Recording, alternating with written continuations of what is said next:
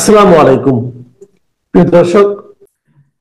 আমি জানি আপনারা থাম্বনেল বা হেডলাইন দেখে হয়তো চিন্তা করছেন যে হঠাৎ করে কি বললাম যে সাবধান, মানে মিছিল চলছে চলবে কিন্তু সাবধান।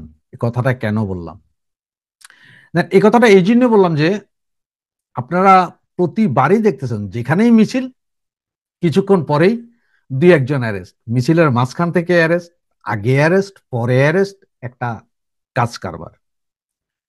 কিন্তু আপনারা যারা মিছিল করছেন এই মুহূর্তে, যারা আসলে ছোটখাটো মিছিল করছেন, ঝটিকা মিছিল করছেন, 5 জন হোক ভাই, সে যদি একজনও মিছিল করে সেটার জন্য ভাই আন্তরিক অভিনন্দন এবং সেলুট জানাই, আপনাদেরকে ধন্যবাদ জানাই। আসলে ছোট করবো না, আপনারাই এখন আওয়ামী লীগের সন্তান, মানে আওয়ামী লীগকে বাঁচায় রাখছেন, প্রাসঙ্গিক করে রাখছেন আপনারা যারা এই মিছিলগুলো করতেছেন। এসব কথা শুনে আমার বিভিন্ন ভিডিও তো অনেকে আমারে বলেন যে ভাই আপনার লম্বা লম্বা কথা বলেন, এই বিদেশে বৈশা কি করতেছেন, এই দেশে আসেন মিয়া, দেশে এসে এই করেন সেই করেন। বাইরে একসময় যখন দেশে ছিলাম, 90, 96, এগুলো তো আমরাও করছি এখনো তো বিদেশে আছি পারিবারিক কারণে, কারণ কোটিপতির ছেলে না, পারিবারিক কারণে বিদেশে আছি, কাজ কাম করে খাই। এর ভিতরে সময় নিয়ে হয়তো আপনাদের সাথে একটু কথা বলি। হ্যাঁ, অনেক সময় তো একটু রাগান্বিত দুই একটা কথা বলি, সেটা আসলে মনে না নিয়ে সেটা চিন্তা করবেন যে আপনার যারাই জয় বাংলা বলেন তারা সবাই আমার ভাই, আমার পরিবার। তাদের উপর অনেক সময় রাগ হয় যে তোরা এইভাবে কেন, তোরা আমাদের মতো করস কেন না, কেন মানে আমাদের সময়কার আমরা যেভাবে করতাম, আমরা গুলি বন্দুক এগুলোর ভয় পাই নাই ভাই। 5 জন এলে 5 জন রাস্তায় মিছিল করে ইট পাটকেল মাইরা দরকার ভাইগা গেছি, পুলিশের কত মায়ের পাশা ফাড়াইয়া ফেলছে, তা তো নাই। সেম এখন, হ্যাঁ এখন এমন হইতে পারে যে ওই সময় আমরা যখন আন্দোলন করছি না, তখন আমরা প্রায় 12, 13, 14 বছর ধরে আওয়ামী লীগ বিরোধী দলে, যার কারণে আস্তে আস্তে প্রশিক্ষক হয়ে গেছিলাম এক একজন, যে কেমনে মিছিল করতে হইব, কেমনে একটা ট্রাকের ভিতরে আগুন জ্বালাই দিতে হইব, কেমনে আপনার পেট্রোল বোতলে ভৈরা মাইরা দিতে হইব, এগুলো তখন প্র্যাকটিস হয়ে গেছিল। আপনাদের সেই প্র্যাকটিসটা নাই, 16 বছরে এই প্র্যাকটিস করতে হয় নাই, জানেনও না, যার কারণে হয়তো। কিন্তু এরপরও আপনারা যেটা করতেছেন রে ভাই, এটা ভাই আমাদের সব কিছুরে ছাড়াইয়া যাচ্ছে। আপনাদের এখনকার যে এফোর্ট বা এখনকার যে সাহস এবং শক্তি দেখাইতেছেন, এইটা এখনকার জন্য অনেক। তো আমি কেন বললাম সাবধান, দেখেন এই নভেম্বর মাস, পুরো নভেম্বর মাস কিন্তু প্রতিদিন কোথাও না কোথাও মিছিল হবে। এবং আপনারা ভাইবেন না যে ওই যে 13 তারিখে একটা লকডাউনের ডাক দিছে আমি সেই ব্যাপারে বল না। আমি ওই দিন লকডাউন দে না দে, কিসের লকডাউন, আমি যদি ওই দিন ওই বেটারা রায় দিবে বা ডেট দিবে এই জন্য হরতাল ডাকি, তার মানে আমি ওই কোর্ট মানি নিচ্ছি, আমি ওই কোর্টই মানি না, তো আমি এইসব লকডাউনও কেন দেবো আর হরতালও কেন দেবো, আমার কোনো দরকার নেই, আমি কোর্টই মানি না ভাই। আমি ধরেন আমি বিয়েই মানি না, আমি বিয়েই মানি না, তো আমি আরেকজনের বউ মানবো, এটা কত হইলো? কথাটা সেম, যে আমি কোর্টই মানি না, আবার এই কোর্টের রায়ে আমার কি ছেড়া গেল, সুতরাং ওইটা মানি না এই জন্য না। কিন্তু সারা বাংলাদেশে নভেম্বর মাস প্রচুর মিছিল হবে, এবং আমার কাছে যতটুকু মনে হচ্ছে বাহ্যিক আনুষঙ্গিক দেখে বা ইয়ে করে, তাতে মনে হচ্ছে যে 16ই ডিসেম্বর এই বিজয় দিবস, 16ই ডিসেম্বর হয়তো আমরা সকলে আরেকটা আরেকটা আপনার দেখতে পাবো, সেই 1971-এর 16ই ডিসেম্বর। হয়তো এমনও আছে সেদিনও আত্মসমর্পণ দেখতে পাবো, কারো লুঙ্গি, কারো গেঞ্জি, কারো শার্ট খোলা আত্মসমর্পণ 16ই ডিসেম্বরের আগে। আমি 16ই ডিসেম্বর বলছি, 16ই ডিসেম্বরের আগেই, 16ই ডিসেম্বর সম্ভবত পার হবে না, তার আগে। আর নির্বাচন তো আমাদের ছাড়া হবে না। তো যাক, যেই কথায় আসছিলাম যে কেন সাবধান থাকতে হচ্ছে, দেখেন যতটুকু এটা অনেকে যারা অমিপিয়াল ভাইয়ের কথা শুনছেন সকালে, ওনার কথাতে অনেকে বুঝছেন, বা যারা শুনেন নাই তাদেরকে আমি একটু বলি যে উনিও বলেছেন কথাটা, আরো অনেকেই বলবেন এবং বলা শুরু করছেন। সেটা হচ্ছে মোবাইল ফোন, আমাদের সবাই কাছে স্মার্টফোন আছে, এই ধরেন আমাদের এই স্মার্টফোনগুলোর মতো, এই স্মার্টফোনগুলোর মতো অনেকের কাছে স্মার্টফোন আছে। এই স্মার্টফোন যখন চালু থাকে তখন লোকেশন ট্র্যাক করা যায়, কারণ আপনার ফেসবুক অমুক তমুক সবকিছু তো লোকেশন থাকে, আপনি সব বন্ধ করে দিলেন কিন্তু লোকেশন সার্ভিস চালু আছে, সেটা তো আপনার লোকেশন ট্রেস করবে। এইটা বাদ দেন, এই স্মার্টফোনের সিমের কারণে আপনি কোন এলাকায় আছেন, কোন টাওয়ারে আছেন, যে জায়গায় মিছিল করছেন ওই সময় প্রথমে মারে ওরা 1 কিলোমিটার ভিতর কত রকম ফোন আছিল, কোন কোন কোম্পানির ফোন ছিল, ঘুরাইতে ঘুরাইতে আনতে আনতে ঠিক ওই স্পটে আনো যে এই জায়গায় এই মুহূর্তে কতজন ছিল, কার কার, এইটা ট্রেস করেই আস্তে আস্তে আস্তে টাক টাক টাক টাক ধরে ফেলতে পারে। কারণ এই ফোন এইখান থেকে কোথায় কোথায় গেছে, কোন দিকে গেছে, যাই আপনার বাসা পর্যন্ত ধরে ফেলবে ভাই। এটার কোনো উপায় নেই। কেউ যদি মনে করেন যে না ভাই আমার সিম কার্ড না, আপনি সিম কার্ডও নেওয়ার প্রয়োজন নাই যদি পারেন। আর যদি নিতে হয় তাহলে সিম কার্ডটা মোবাইল থেকে খুলে এক জায়গায় মোবাইল রাখেন, আরেক পকেটে সিম কার্ড রাখেন, যেটা আপনার ওই যে বাটন ফোন, সবচেয়ে মজার বিষয়। আর আপনার ভিডিও করা লাগবে ভাই, একদম সব অফ করে দেন, নেটওয়ার্ক সার্ভিস অমুক তমুক যা আছে সব অফ করে দিয়ে ক্যামেরা দিয়ে ভিডিও করলে কোনো সমস্যা নেই। তো মোবাইল দিয়ে, মোবাইলই চালু নেই, কিচ্ছু চালু নেই, খালি আপনার ক্যামেরাটা চালু হচ্ছে, ক্যামেরা দিয়ে আপনি ইয়ে করেন, ছবিটা তোলেন বা ইয়ে করেন। এগুলো পরে নিরাপদ জায়গায় যায় সব রেডি করে সব এক করে এরপরে পাবলিকরে দিয়ে দেন, পাবলিক দিয়ে দেন। আপনার নিজের ফেসবুকও দেওয়ার দরকার নেই, আপনি আমাদের কাছে পাঠান, আমরা পোস্ট করে দিব উইদিন এ সেকেন্ড, দেরি করব না। আমরা এইসব ভিডিও বানানোর কাজ বা অমুকের আইনে ইন্টারভিউ নেওয়ার কাজের চেয়ে আপনারা ওই যে একটা মিছিল করেন না, যদি একজনও মিছিল করেন সেটা আমাদের কাছে কোরআন হাদিসের সমান হয়ে যায়, সেইটা দিব আগে, ইয়ে করবো না। সেফটির জন্য আপনারা এই মোবাইল, টোটাল মোবাইল ব্যবহার বন্ধ করেন। মোবাইল যখন মিছিলে যাবেন বা ইয়েতে যাবেন, মোবাইলের সিম কার্ড খুলে নেবেন, নিরাপদ দূরত্বে মিছিল শেষ করে নিরাপদ দূরত্বে যাওয়ার আগ পর্যন্ত মোবাইল চালু হবে না, টোটাল অফ। অফ না, শুধু অফ হইলেও পাওয়া যায়, আপনি সিমটাই খুলে ফেলেন। আর ভিডিও যে কোনো ফোন দিয়ে আপনি ভিডিও করেন, ভিডিও যেখানে করবেন সেই মোবাইলে কোনো ফেসবুক নাই, হোয়াটসঅ্যাপ নাই, মানে নো ইন্টারনেট কানেকশন। ওয়াইফাই থেকে শুরু করে টোটাল ইন্টারনেট, মানে এরোপ্লেন মুডে দেন, এরোপ্লেন মুড, এরোপ্লেন মুডে দিলে সব বন্ধ হয়ে যাবে, তখন আর কিচ্ছু থাকে না। ওই অবস্থা আপনার ভিডিওটা করেন, করে সরে যান। এগুলোতেই ধরাটা খাচ্ছি আমরা।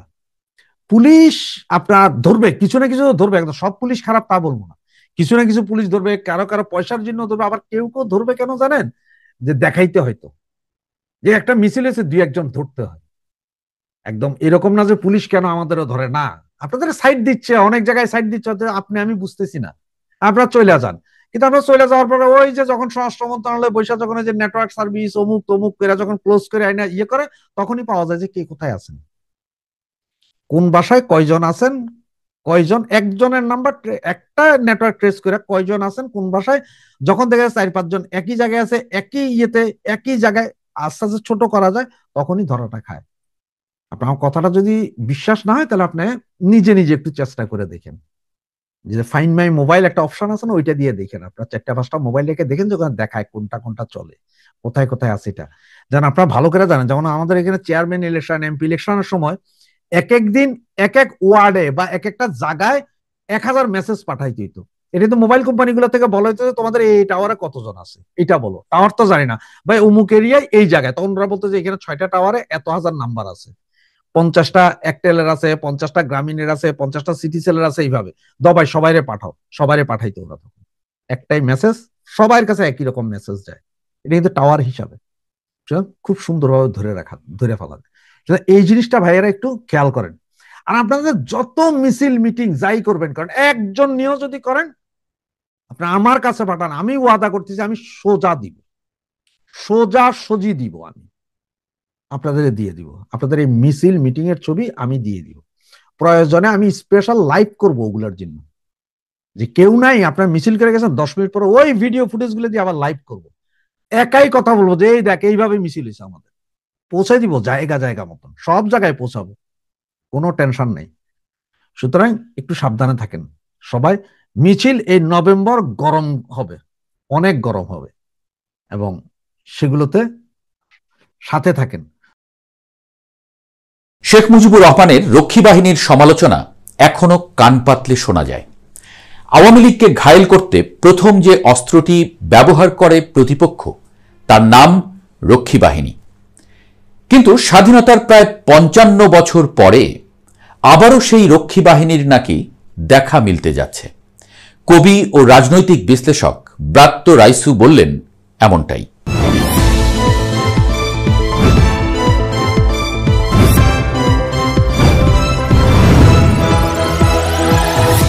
ব্রাত্য রাইসু বললেন, দেশের সকল মানুষকে সামরিক প্রশিক্ষণ দেবেন ভালো কথা, সেটা শুরু যখন করবেন তখন করবেন, কিন্তু তার আগে প্রজেক্ট কইরা নিজেদের নির্বাচনী এলাকা কভার করা যায় এমন সংখ্যার কিছু মানুষকে, মানে ৯,০০০ জনকে তড়িঘড়ি এই প্রশিক্ষণ দেওয়ার অর্থ দেশে রক্ষী বাহিনী তৈরি করা। তিনি আরও বললেন, ৯,০০০ এই সংখ্যাটি ৩০০ আসনের সঙ্গে ভালো যায়। প্রতি আসনে ৩০ জন প্রশিক্ষণপ্রাপ্ত নিজেদের লোক রাখা সম্ভব হবে এতে, যারা পুলিশ এবং দলীয় কর্মীদের চাইতে বেশি ক্ষমতা বহন করবেন। দোয়া করেন এই আশঙ্কা যাতে ফল লাভ না করে। ইউনূস সরকারকে অবিলম্বে এই আয়োজন বন্ধ করার পরামর্শ দিচ্ছি। যদি আপনি এই আলোচনার ভাবটা ধরতে না পারেন তাহলে মূল বিষয়টা শোনেন। বিবিসি বলছে, প্রায় ৯,০০০ তরুণ তরুণীকে আত্মরক্ষা ও অস্ত্র চালনার মৌলিক প্রশিক্ষণ দেবে সরকার। গত ২১শে অক্টোবর এমন খবর বেশিরভাগ গণমাধ্যমে আসে। এর মধ্যে থেকেই কানাঘোষা শুরু হয় সামাজিক যোগাযোগ মাধ্যমে। প্রশ্ন ওঠে, হঠাৎ করে নির্বাচনের মাত্র ৩ মাস আগে এমন প্রশিক্ষণের প্রয়োজন হলো কেন?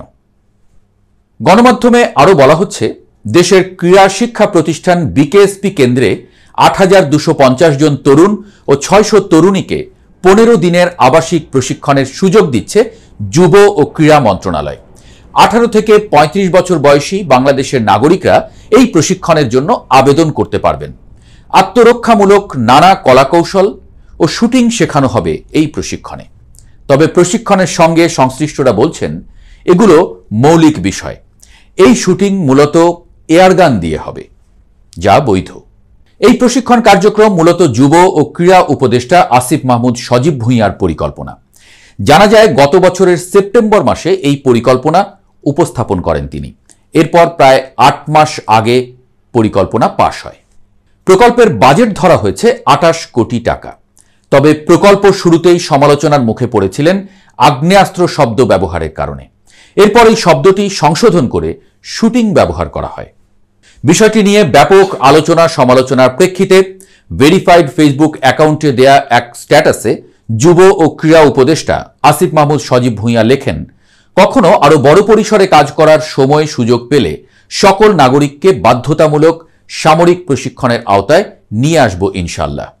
আমাদের ভৌগোলিক বাস্তবতায় সত্যিকার অর্থেই সার্বভৌমত্ব অক্ষুণ্ণ রাখতে হলে গণপ্রতিরক্ষার ও সামরিক সক্ষমতা বৃদ্ধির বিকল্প নেই।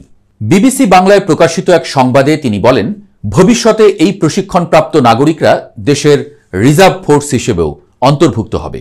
দেশের ক্রান্তিকালে প্রয়োজনে শত্রুর বিরুদ্ধে যুদ্ধে অংশগ্রহণ করতে পারবে। জাতীয় নিরাপত্তা জোরদার করতে তরুণদের প্রশিক্ষিত করার জন্য এটি পাইলট প্রকল্প। আইডিয়াটা হচ্ছে গণপ্রতিরক্ষা বাস্তবায়ন করা বাংলাদেশে। আমাদের সামরিক এবং ভৌগোলিক বাস্তবতায় এটা আমাদের জন্য অপরিহার্য। সব সময় যে যুদ্ধ করতে হবে এমনটা নয়, কিন্তু তারপরেও একটা মোরাল থাকা যে রিজার্ভ ফোর্সের সংখ্যাটা বাড়ছে। যে ভৌগোলিক সামরিক অবস্থান বাংলাদেশের আছে, সেখানে গণপ্রতিরক্ষা ছাড়া আমাদের অন্য কোনো উপায় নাই। কারো যদি মৌলিক প্রশিক্ষণ থাকে, সে অ্যাটলিস্ট জানবে যে কিভাবে একটা অস্ত্র চালাতে হয়।